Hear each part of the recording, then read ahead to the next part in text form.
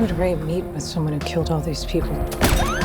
No, she didn't kill all those people. How do you know that?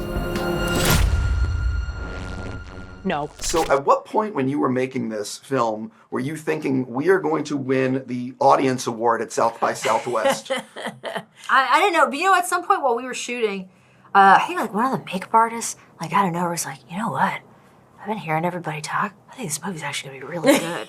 And like, I never believed that, and I was like, maybe it's gonna be great. Like, people were starting to say that on set. Yeah, I think you always want to be cautiously optimistic Yes. because you work in this industry, you know that you can't predict things and you'd be a fool to even try. But I know that for the energy and the passion and the thoughtfulness that everybody was like bringing to the table, we certainly deserve that award. And it's nice to see it with audiences. And I would encourage, because nowadays when it's harder to even get a movie into the theater and have the theatrical experience, this is definitely a movie to see in the movie theater. 100%. It's just to kind of be in the presence of people laughing and gasping and cheering. It's like there aren't that many movies when you really think about it, even really great ones. There are not that many movies that you can have like the range of emotion and the range of reactions and leave at the end feeling pumped. Listen, I completely agree with you, but I also think it's because more and more people when they're home and watching a movie, it takes 5 minutes and all of a sudden they're on their phone. 100%. And the movie theater makes it where you shut off you should shut off your phone and turn over to the experience. Yeah. But anyway, so how much fun is it actually playing like a complete badass? It's a lot of fun. I was just saying before this that I'd entered like I think it was in this interview that I entered like the villain stage of my career, which I didn't really see coming. And, I've done a lot of comedy, so it was weird being like stone cold still. But it was a lot of fun. It was a lot of fun playing someone scary because you get to you get to perform knowing you're like Apex. It's fun being Jaws, Sure. So this is for both of you. You guys have a great fight sequence, and we spoke at South by, and you talked about it was a 2-day fight. But what I want to actually do is for people that don't really understand what it takes to do a fight sequence like that, if you could both like sort of pull back the curtain, and as actors and performers, what exactly is going into this for people that like want to do what you do? Like, if you know what I mean, like pull it back and like let people know like how early on are you getting ready? Like if you could break it down a little bit. We started learning and preparing both just for the physicality of it and also the choreography before filming even started. So, you want to have as much time as possible, and the fight was sort of put onto the schedule towards the end of filming. So we had the maximum amount of time.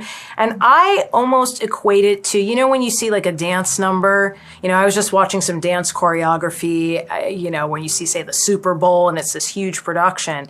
What you don't see is all of the rehearsing and the very technical beat by beat, step by step learning that you work very hard to really ingrain it in your body so that on the day it doesn't look like choreographed steps. It needs to feel like these organic, are real, like it's in the moment. Yeah, like it's kind of motivated by like the like literal like in the moment circumstances and the feelings behind it. So I think it's like dance. The best dancers, they are technically brilliant dancers, but they throw all that away, and then it's really about this kind of interpretation, what's sort of flowing through their movement. And fighting to me is the same. It's sort of like there's a technical aspect to it, but there's also like these characters, and when they're, throwing a punch or some sort of move, it's motivated by the force of their need in that moment. And that only works if all the lead up in the character work kind of earns that fight moment, is what I would say.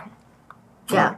Not to sound like a total gym bro, but I also feel like you gotta like stay in shape. So I'm finding myself, like much to my surprise, I keep getting cast in like very action heavy oriented movies.